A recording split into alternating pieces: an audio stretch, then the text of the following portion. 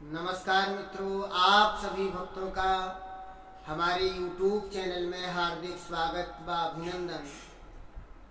आप सभी भक्तों को मेरा प्रेम भरा जय श्री राधे। आप सभी भक्तों के लिए कुछ विशेष बात लेकर के आया हूं। जीवन में व्यक्ति को ये चार कार्य मर्यादा में रह करके ही करना चाहिए। अगर इन चार कार्यों को वो मर्यादा से बाहर रह करके करता है या कराता है तो उसके जीवन में कई प्रकार से संकट, विपत्ति और बर्बाद होने के कारण बन सकते हैं।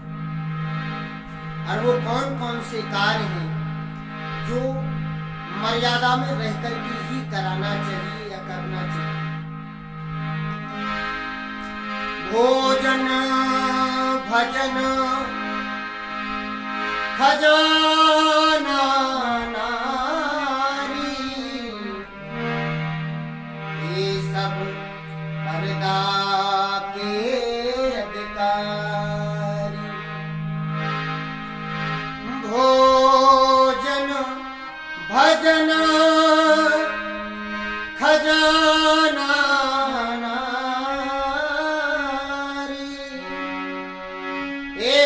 सब पर्दा के अधिकार। जीवन में आप भोजन जिस प्रकार अपने मकान में, अपने निवास में बैठ करके करते हैं, इसी प्रकार भोजन की जिस प्रकार हम मर्यादा करते हैं, इसी प्रकार पहला नंबर जो है भोजन, दूसरा है भजन। व्यक्ति अपने भजन को मर्यादा में ही रह करके करे, ना कि दिखावा करके करे कि हम उसका दिखावा करें और भजन कर रहे हैं। ये शोभनीय नहीं है।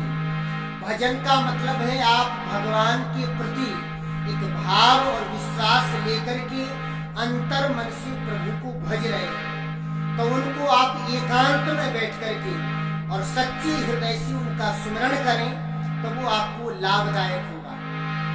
और अगर आपने उसका उल्लंघन किया तो वही आपका दुष्परिणाम भी होगा। तो पहला भोजन, दूसरा भजन। भोजन भजन खजाना नारी।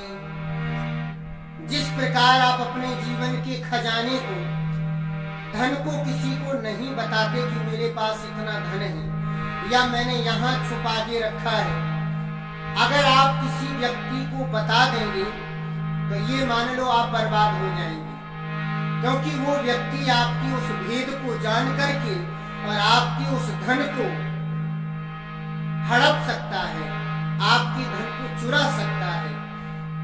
तो आप जिस प्रकार अपनी धन को छुपा करके रखते हैं, इसी प्रकार भोजन भजन और धन को छुपाइए। और चौथा क्या है? नारी। नारी को भी पर्दा का दायित्व है, क्योंकि हमारी सनातन संस्कृति जो है, तो नारी कोई साधारण स्त्री नहीं है। यत्र नार्यन्ति पूज्यन्ते रमन्ते तत्र देवता।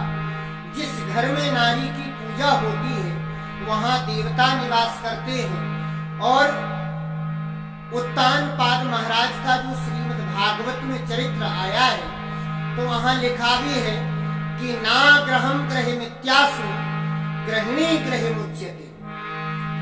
नारी को घर में नारी नहीं कहा गया, वो गृहिणी उस घर की साक्षात लक्ष्मी स्वरूपा है। तो उस लक्ष्मी को पर्दा में रखिए, शोभायमान रखिए, ना कि उसको पर्दा से बेपर्दा करिए। अगर इन चार चीजों को आपने जीवन में बेपर्दा कर दिया तो समझ लीजिए कि आपके जीवन में बर्बादी के 100% लक्षण आने वाले हैं। इसलिए इन चीजों का विशेष ध्यान रखते हुए अपने जीवन का निर्वाह करें और भगवत भक्ति में अपना मन लगाएं और भगवत सेवा करें।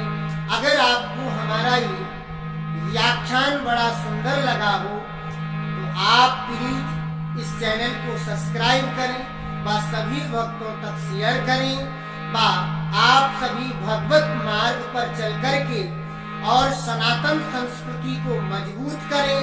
हर घर में राम का नाम हो और हर घर में राम का जयकार हो और हमारा सनातन संस्कृति जो है, जो हमारी मातृभाषा है, जो हमारी संस्कृति है, वो जीवन में बड़ी ही उन्नति करे और आप सब उसके लिए प्रयत्नशील रहें कि हमारी सनातन संस्कृति ज्यादा से ज्यादा मजबूत हो और हमारा भारत एक महान देश बने जिसमें बड़े बड़े वेदज्ञ हर घर में राम को मनाने वाले, राम को रिझाने वाले, राम गुण गाने वाले पैदा हो और भगवान की शरणागत में रहें।